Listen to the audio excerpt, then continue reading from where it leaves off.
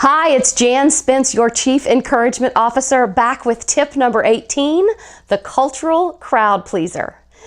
As you'll see, I am representing the Toronto Maple Leafs, my husband's hometown favorite team, and Jamie contributed her family famous shrimp ball recipe from her grandmother who grew up in the Florida Keys where seafood is king.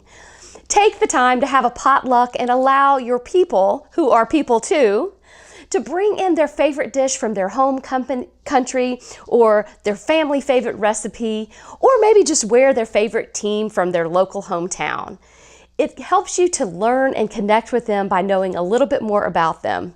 We'd love to see videos and pictures of this fun festival of you and your team. So just remember, now it's your turn to cheer on your team.